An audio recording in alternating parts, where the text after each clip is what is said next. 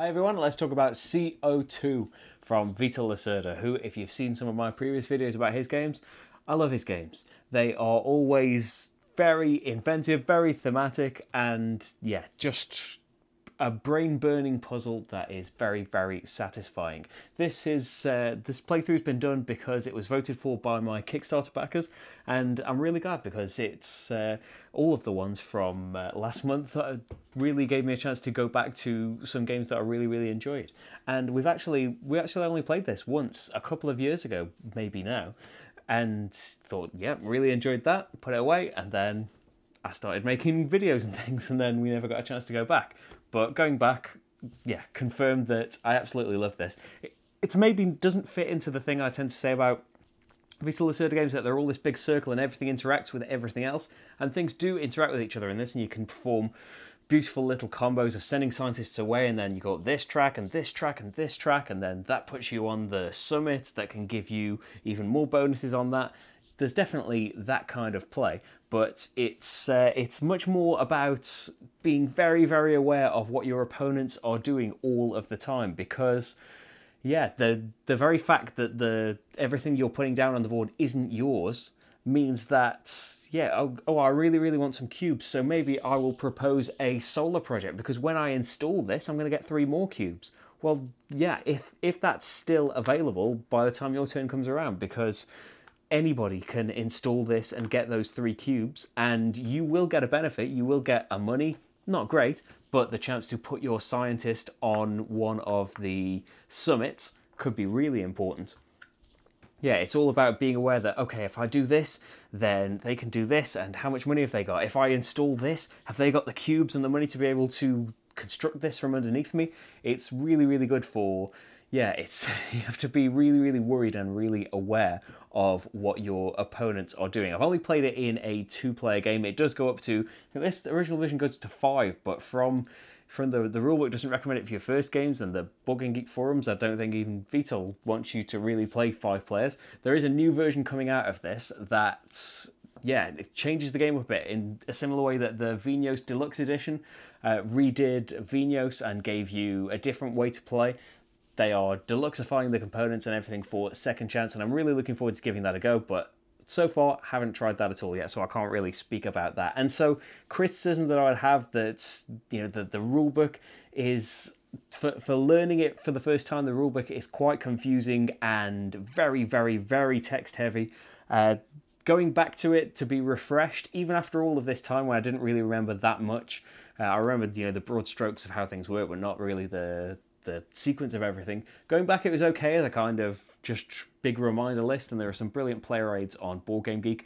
But yeah, saying things like that, I imagine that all of that's been changed and sorted out in Second Chance. So yeah, when that comes out, I think towards the end of this year, maybe everything that I would say about those kind of things are irrelevant. It does keep a lot of the graphic design of this, I think, and add some Ian O'Toole stuff, which is always beautiful. So yeah, definitely looking forward to that, and it's adding a solo mode and things, as well as a lot of Vital's newer games have had in the box. So that's, yeah, if you didn't watch the playthrough and you were looking for a solo one, that's why I didn't do a solo one, because yeah, it was voted for, and I thought, well, I could do this now, and then when Second Chance comes out, I can get hold of that and then do a solo one. So all things that I would complain about, that, yeah, the token's a bit generic and stuff, and maybe it's because, you know, you're spoiled by the newer Eagle Griffin crazy deluxe huge edition of Vital's games. That's when you look back, okay, yeah, it could do with a nice little upgrade, but it's already getting one. So yeah, I think my thoughts on things like that, best left to the Second Chance version, where I'm sure I'll be excited by all of the fancy new stuff. But yeah, the idea of this game is just, it fits beautifully within the theme as well, that it's kind of semi-cooperative, but not really. You have to kind of dissuade each other from being totally selfish and not helping each other out at all. It might come down to the fact that, you know, we're on, you know, 480 pollution or something in round 3, and there's one power plant that's left to be built, and it's going to help another person out, probably more than you would like, but, you know, you're the only person that can build that power plant. If you build it, then we are guaranteed safe. But, you know, if any fossil fuel plant comes out, the entire game goes under and nobody's going to get to score anything. It's good for just being aware of what is happening on the board, and inevitably, You know, in a two-player game especially, you find that in the beginning it will race up, but hopefully you can then kind of get things under control. And it's really nice that some regions like Africa's only got 3 spaces in it, so it's going to be really worrying to start with, but then from round 4 onwards you don't have to worry about it at all. It's nice for, you know, ramping up your fear at the start, and then kind of as everything meets its energy needs, it smooths out a little bit. And as long as you have been keeping up as best you can with all of these things and not just, you know, proposing things wildly everywhere to get the bonuses, it can work out really, really well. And yeah, you will hopefully not destroy the planet. But yeah, a really, really fitting theme. And yeah, even that fits with the theme as well, because yeah, if the whole thing does just keep going with fossil fuel plants, then yeah, the world will end. It will be bad for us. So yeah, there's a nice little lesson. Well, not really a lesson, but yeah, very thematic with a topic that's very important with the environment these days as well. And yeah, it's just a really, really enjoyable game. And yeah, it's definitely one that's a strain for not just working out how you're going to do something. That's always a big mental exercise in, okay, I need to get this thing done, but how am I going to go about it? It's maybe easier to see how you're going to get something done in this. Oh, I need some cubes. Well, I'm going to put this out in this space.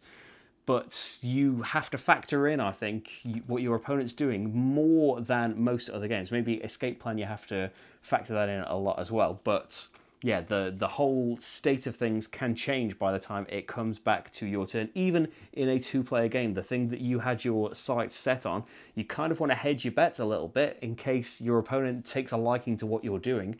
But then at the same time, you don't want to just be proposing things everywhere, because these things actually need to get built so that you don't blow up the Earth. But yeah, you can watch the playthrough. I did a whole 2-player game, and hopefully that will give you an idea of whether it will be one for you.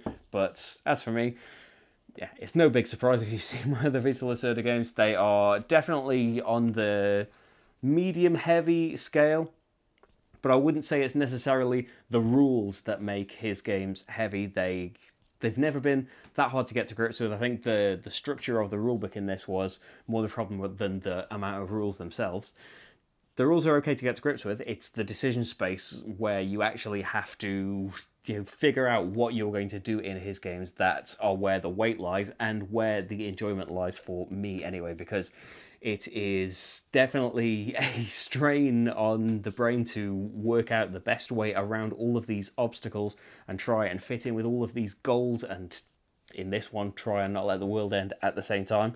But yeah, it's not too much, and it is it's quite a snappy game as well at 2 players. But anyway, that's CO2. Playthrough is there, you can watch that. Thanks for watching everyone, and I'll see you for the next game. Bye.